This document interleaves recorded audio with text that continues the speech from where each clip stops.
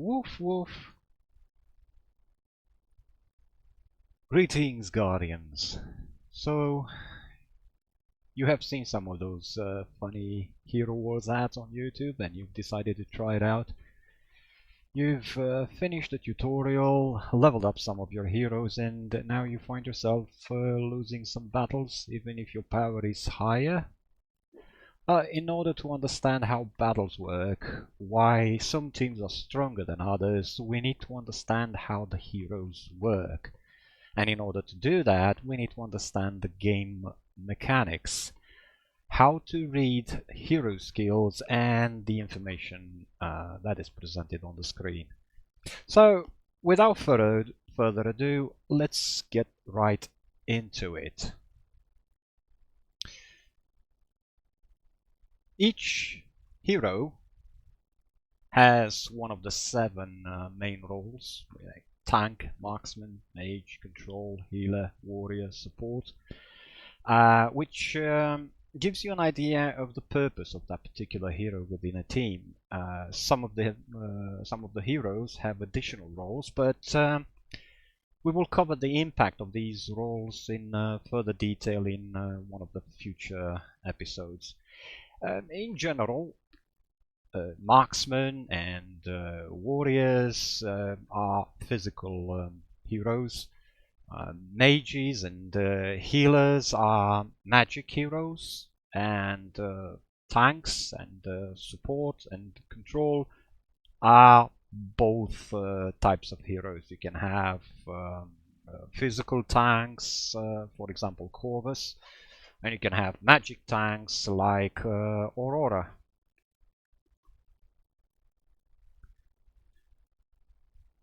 So every hero has 3 main stats that are determined by the level of the hero and the stars, the number of stars, which act as a multiplier. So we have intelligence, agility, and strength, and depending on the main stat, they determine the secondary stats, which are health, physical attack, magic attack, armor, and magic defense. Besides these, which can be further increased via the gift of the elements, besides these, then extra stats, magic defense, for example, from items, or this item, intelligence. Every item that is equipped on the hero further increases these stats. It could be one of the main ones or the secondary ones. Further increase to these stats come from glyphs, from artifacts, from ascension. Can be either the hero ascension itself or the role branch, which again can be seen here. Main role, for example, in case of Morrigan, the main role is she's a support main, but the additional role is of a healer. So first, let's try to read the skills and see what every hero can do, what they are designed to do. In the case of Galahad, he's mainly a tank with an additional role of a warrior. And we have the white skill, the skill that is based on the energy. Once it's charged, it can be fully activated. And then we have the green skill, the blue skill, and the purple skill, violet. These skills, when you read, it says, for example, Galahad brings down swords of justice on enemies' heads. And we have a hit damage of written in red numbers, This tells us that is a physical damage. The skill does physical damage, and it also tells us that the damage depends on his physical attack. Now, if you really want to get into the actual numbers, there's an option here in the settings where you can see the complete skill info. You can turn it on, and then once you go back, you can see the exact number, the exact formula on how the damage is determined. If you really want to get into the numbers, however, me personally, I prefer to have it turned off. All I'm interested in, I prefer to have it turned off. All I care about, all I'm interested in, is to know that it depends on physical attack. So if I want to increase the damage output of Galahad, I have to increase his physical attack. We also have Thea, for example. She has a skill here that deals magic damage. We can see there that the number is written in purple. So this tells us it's a magic damage, and we also know it depends on her magic attack. Thea is also a healer, and here, for example, we can see healing written with green numbers. Any number that is shown in green is either a healing, or it can be a buff to your team, or it can be a debuff to the enemy team. These numbers are always written in green. At the same time, there is a third type of damage, and some heroes have it, some heroes don't.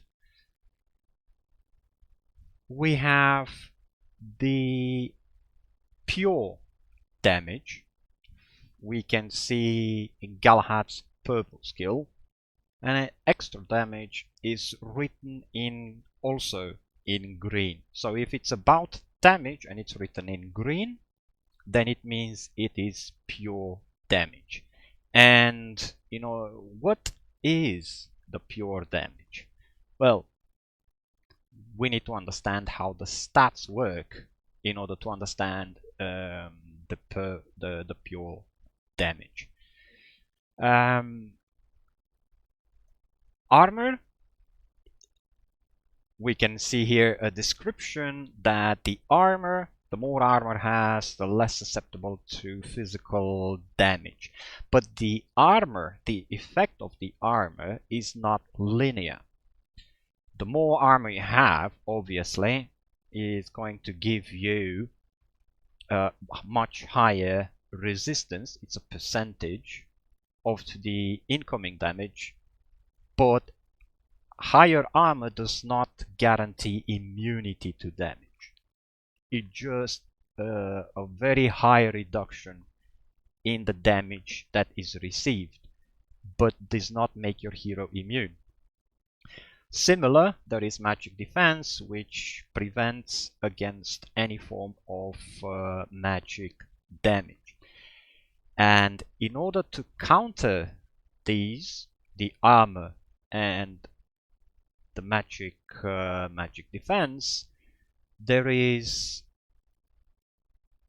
the armor penetration, which allows the hero to ignore that armor, certain points of armor of the enemy.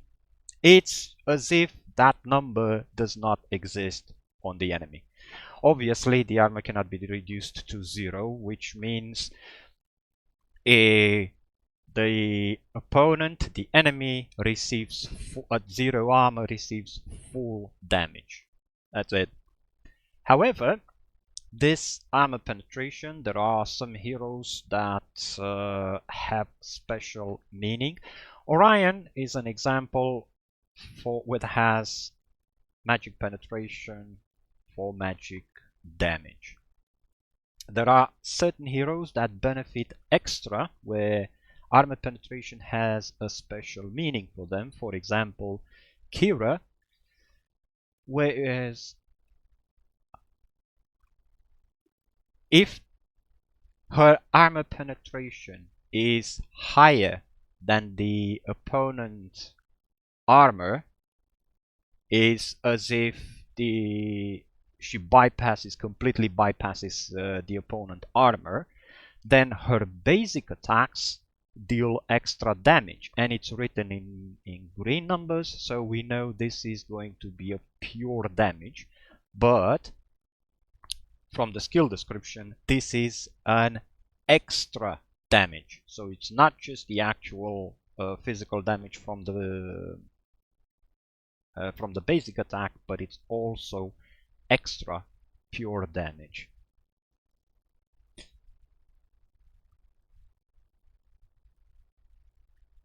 Alright. These skills, they're green, blue, and purple. These skills are, some of them are active skills, like in the case of Galahad, and some of them, and they are active skills, it means they run on a cooldown. These skills have a certain cooldown. There are information on the internet that explains exactly what exactly is the cooldown for each of these specific skills. Obviously, some skills are passive, which means they are permanently active. They have a passive effect. They are constantly on. They don't have a cooldown.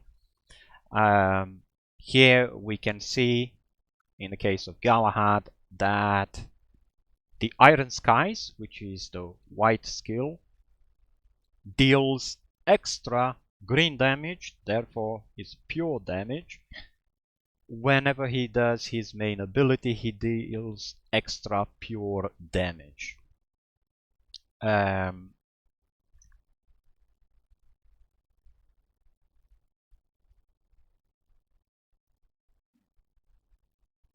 Another example is Kira, that has a passive skill which allows her basic attack to ricochet between enemies. Again, another passive skill that allows extra damage.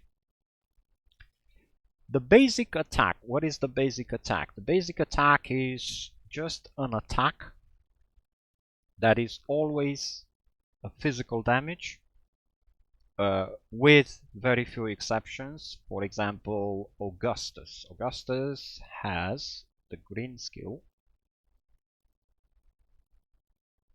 Path of Least Resistance, is a passive skill that it says the basic attacks will now deal magic damage. So Augustus is one of the exceptions. There is another exception with Celeste, where Celeste in her dark form, she deals magic damage. The basic attacks now deal magic damage. And another example, another exception to this rule is Cascade, where his purple skill empowers allied heroes that have a primary attribute as intelligence. The primary attribute we can see here, the main hero stat. When main hero stat being intelligence, that usually means either mages or healers, and empowers these heroes so that their basic attack deal magic damage. So whenever Cascade is in the enemy team, it means their mages will deal magic damage with their basic attacks. Otherwise, they deal, even if they are mages, for example Orion, even if Orion is a mage, the basic attack will deal physical damage. it has a certain attack speed, so to speak, which basically acts as a cooldown, similar to the green, blue, and purple skill is in effect a cooldown. And this is important in the way how energy is generated in the game. Energy is generated whenever enough energy is generated up to 100%, then the hero will be able to use their main skill, or also called an ultimate skill or ult. Guessing it was a term invented back from League of Legends probably. But you will often hear other players calling it ult or ultimate. It refers to the white skill. Once the energy is fully charged, a hero will be able to use this primary ult skill. With there are a few exceptions to this rule. Once the energy is fully charged, the hero can use the ultimate ability. Energy is gained in fixed numbers depending on 3 factors. One of the factors is 10% per basic attack. So every time a hero deals the basic attack, gains 10% of energy. If the hero manages to kill an opponent, the hero gains 30% energy for each kill. So let's say if a hero uses one ability, manages to kill 3 heroes, 3 opponents with that ability, then all of a sudden it gets 90% of the energy back. And then the hero also gains 1% of energy for each 1% of health lost. So as the hero takes damage, loses health, that automatically charges their energy.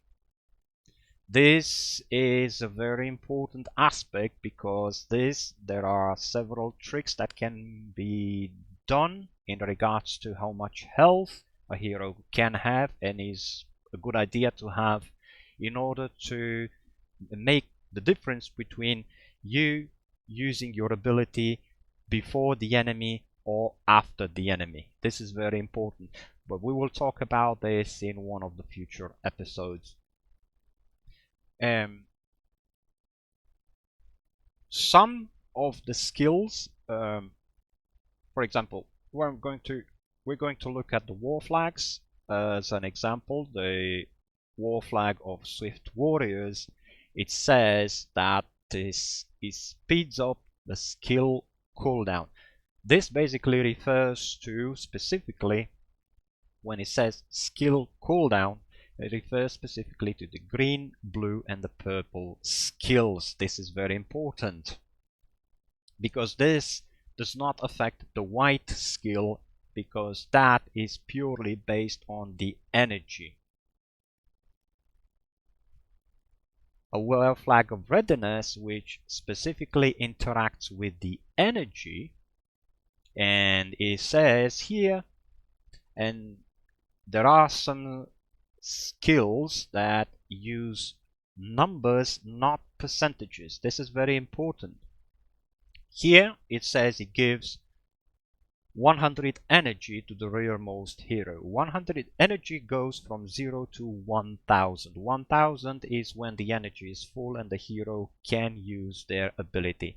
So this means that the flag gives 100 energy to the rearmost hero. It means it basically gives the hero 10% at the start of the battle. Now this effect repeats every 20 seconds, so that hero gets 10% energy every 20 seconds. which also can get increased when it says bonus energy by 20 is 20 points. That translates into 2%. And this is very important in order to understand in the future how to organize your heroes and how to group your heroes so that you can use the energy and synchronize the energy and the skills in the order in which you want to use the skills to maximize the benefits. This is helpful in situations where the battle you can choose between, you can activate manual or automatic. This does not apply to arena battles, to PvP battles, where the battles are always performed in automatic mode.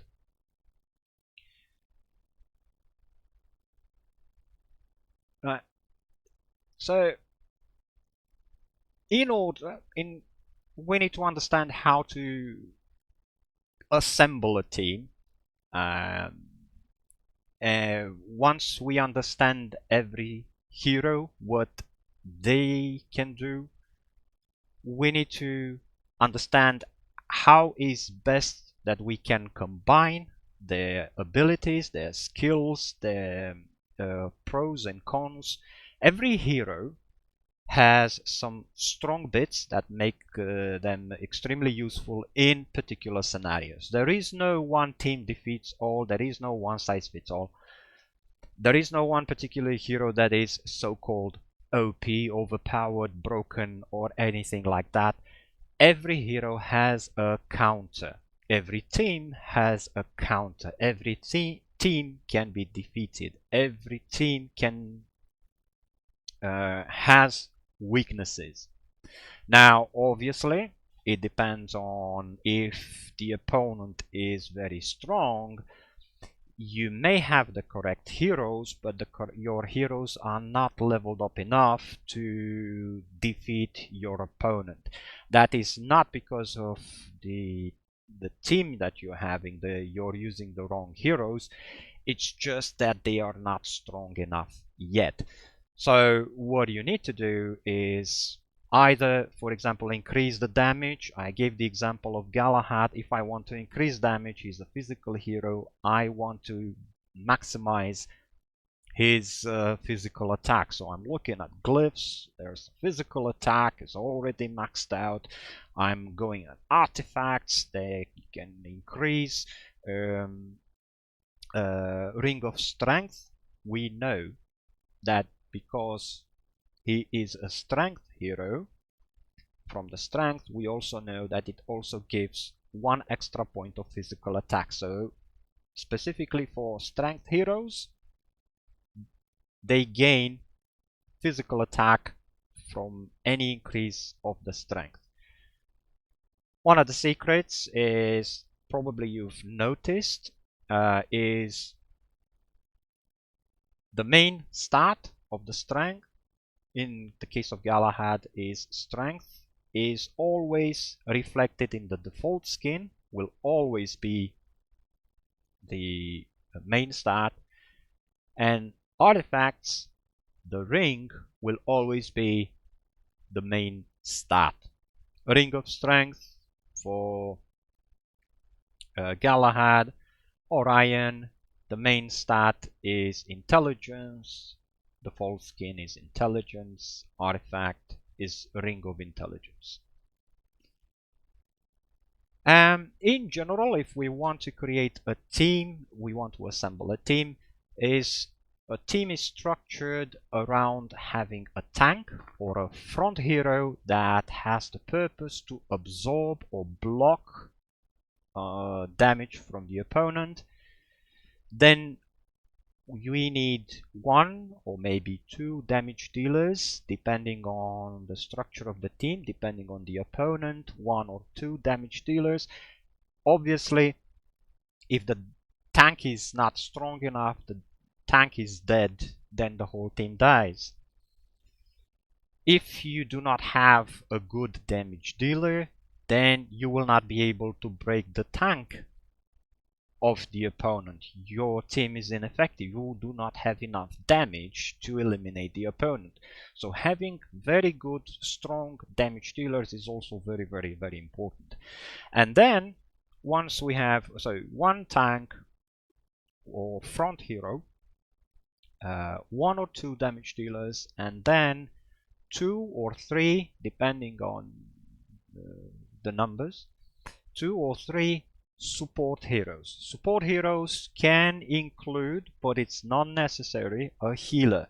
If your team needs healing, if you are doing an activity where being healed is very important, then obviously you need to include a hero, but that's not always necessary, and especially in arena where healers are less useful due to how fast the fights are going. All you want is to eliminate the opponent before they eliminate you. So support heroes are any hero that buffs your team or debuffs the opponent. So some of these heroes that are very, very useful and very popular. Sebastian is absolutely brilliant because he uses critical hit chance. Very important note here: critical hit only applies to physical damage. Magic damage does not do critical hit. Critical hit means double damage basically, which is a chance, but only physical attacks can crit. Magic damage does not crit. Sebastian is for critical hits. Another popular hero is Nebula. She can buff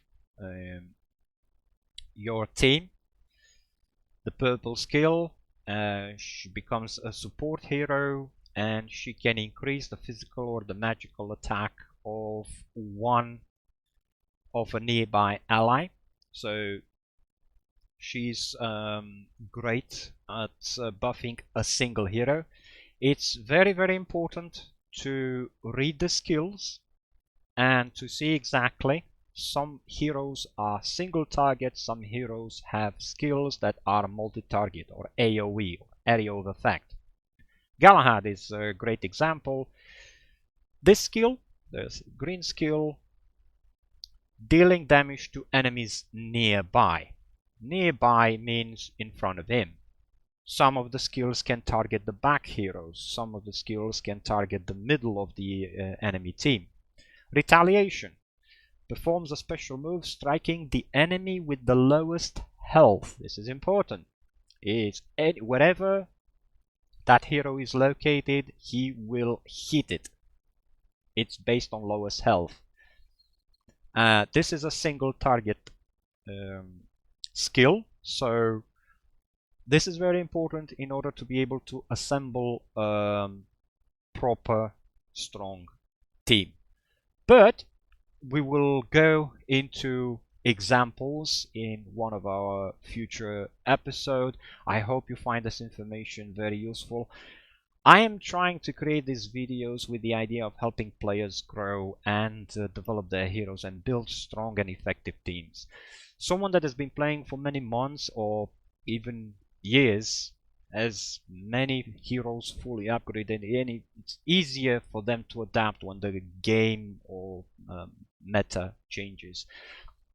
But this is a lot more difficult for someone that has been playing for only a few months. I will try to cover every aspect of the game in my videos, but for both for older and for newer players, so feel free to share the video with anyone that you think might find this useful. And until next time, you know, the usual: subscribe and like and all that stuff. It feels like begging. Well, catch you all later. Have fun. Woof, woof.